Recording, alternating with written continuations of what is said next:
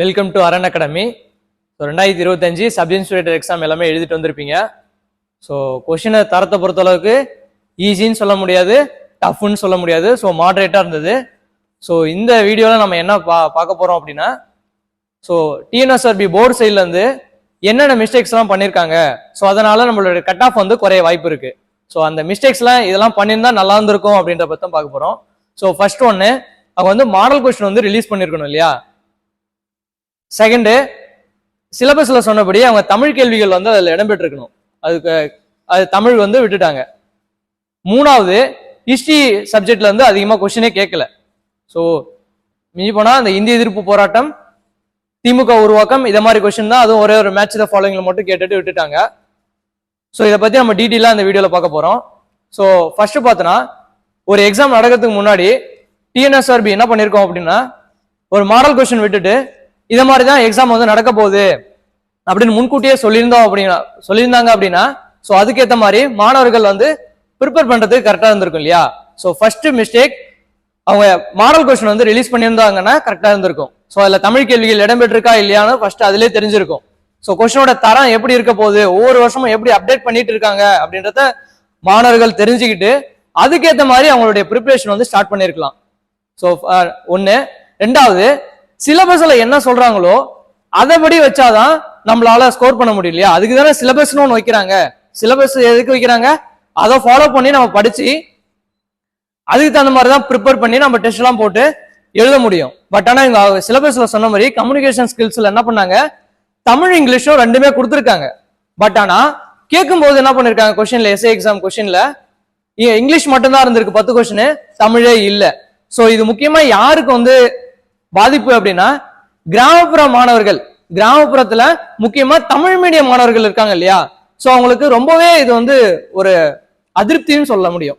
ஏன்னா அவங்க இங்கிலீஷ்ல ஒரு 10 கொஸ்டின் இருக்கு அப்படின்னா அதுல ஒரு 8 கொஸ்டின் போட்டு மீதி அதை பேலன்ஸ் பண்றதுக்கு தமிழ்ல 10க்கு 10 அடிக்கணும் அப்படின்னு அவங்களுடைய எதிர்பார்த்துட்டு இருந்திருப்பாங்க. பட் ஆனா கொஸ்டின்ல தமிழ் கேள்வியே இல்லைன்னு. இதே மாதிரி 2015 2020 எஸ்ஏ எக்ஸாம்ல அவங்க சிலபஸ்ல என்ன சொன்னாங்களோ அதை அப்படியே கேட்டிருந்தாங்க இல்லையா. ஸோ மாடல் கொஸ்டின் விடலனாலும் சிலபஸ்ல என்ன சொல்லியிருக்காங்களோ அதை அப்படியே ஃபாலோ பண்ணாங்க. பட் ஆனா இந்த முறை 2025ல அவங்க சொன்ன மாதிரி ஃபாலோ பண்ணல. ஹிஸ்டரி கொஸ்டின் கேட்கல, தமிழுக்கு முக்கியத்துவம் கொடுக்கல. ஸோ நிறைய பேர் இதுதான் கடைசி அட்டெம்ப்ட் அப்படின்னு நிறைய பேர் இந்த எக்ஸாம் வந்து அப்பியர் பண்ணியிருப்பாங்க.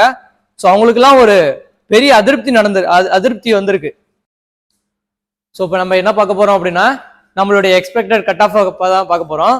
ஸோ 2022-23 போஸ்டிங் கம்பேர் பண்ணும்போது 2025ல போஸ்டிங் வந்து இது வரைக்குமே நடந்த எஸ்ஐ எக்ஸாம்ல டைரக்ட் எஸ்ஐல இந்த வருஷம் அப்படின்றது மிகப்பெரிய அளவுல போஸ்டிங் வந்து இருந்திருக்கு. எவ்வளவுனா 1299. ஸோ இது வரலாற்றிலே முதல் முறையா இருக்கு. ஸோ அதனால நம்ம கொஸ்டினும் மாடரேட்டா தான் இருந்திருக்கு. ஸோ அதனால கண்டிப்பா கட் ஆஃப் குறைய வாய்ப்பு இருக்கு. இது வரைக்கும் நடந்த எக்ஸாமோட இந்த டைம் அதிகமா போஸ்டிங்கும் அதிகம். ஸோ கொஸ்டினும் மாடரேட்டா இருந்திருக்கு. ஸோ அதனால கண்டிப்பா கட் ஆஃப் குறையும். ஸோ கட் ஆஃப் பொறுத்த அளவுக்கு நீங்க ஜெனரல் கேட்டகரியா இருந்தீங்க அப்படின்னா மேலுக்கு 56, ஸோ அதுவே ஃபீமேலா இருந்தீங்க அப்படின்னா 50, அதுவே பிசிக்கு நீங்க மேல் கேட்டகரியா இருந்தீங்க அப்படின்னா 52, அதுவே ஃபீமேலா இருந்தீங்க அப்படின்னா 48. ஸோ பிசிஎம் பொறுத்த அளவுக்கு 50, அதுவே ஃபீமேலை பொறுத்த அளவுக்கு 44.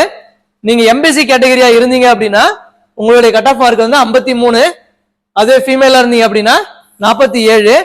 எஸ்சியை பொறுத்த அளவுக்கு 52, மேலா இருந்தீங்க அப்படின்னா, ஃபீமேலா இருந்தீங்க அப்படின்னா 46. நீங்க எஸ்சிஏவா இருந்தீங்க அப்படின்னா 50, மேலுக்கு, ஃபீமேலுக்கு 45. நீங்க எஸ்சி கேட்டகரியா இருந்தீங்க அப்படின்னா 48, மேலுக்கு, ஃபீமேலுக்கு 43. ஓகேவா. இது பொறுத்த அளவுக்கு நம்மளுடைய எக்ஸ்பெக்டட் கட் ஆஃப் தான். ஸோ இது மேபி சேஞ்ச் ஆகலாம். ஸோ நீங்க ஒரு 105 கொஸ்டினுக்கு மேல போட்டிருந்தீங்க அப்படின்னா தைரியமா நீங்க வந்து பிசிக்கல் பண்ண ஆரம்பிச்சிருங்க. ஆஃப்டர் ரிசல்ட்டுக்கு அப்புறம் நமக்கு வந்து டைம் இருக்குமான்னு தெரியல.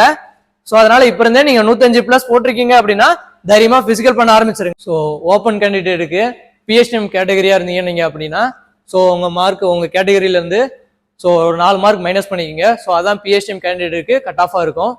ஸோ எக்ஸாம்பிள் எம்பிசிக்கு ஒரு 53 இருக்கு அப்படின்னா நீங்க வந்து ஒரு 49+ இருந்தாவே நீங்க பிசிக்கல் பண்ண ஆரம்பிக்கலாம். ஸோ அடுத்தது பார்த்தீங்கன்னா டிபார்ட்மெண்டல் கேண்டிடேட் பொறுத்தளவுக்கு ஸோ ஆஃப்டர் ஜட்மெண்ட்டுக்கு அப்புறம் ஸோ ஓப்பன் கேண்டிடேட்டும் டிபார்ட்மெண்ட் கேண்டிடேட்டும் சேர்ந்து எழுதுற ஃபர்ஸ்ட் எக்ஸாமாக இருக்கும்.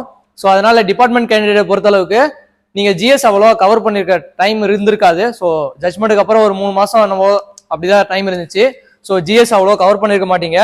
ஸோ அதனால நீங்கள் என்ன பண்ணலாம், உங்களுடைய கட் ஆஃப் வந்து கம்மியாக தான் இருக்கும். ஸோ பயப்படாமல் நீங்கள் மேலாக இருந்தீங்கன்னா 46, ஃபீமேலாக இருந்தீங்கன்னா 43+ இருந்தீங்கன்னா நீங்கள் வந்து பயப்படாமல் ஃபிசிக்கல் பண்ண ஆரம்பிச்சிருங்க.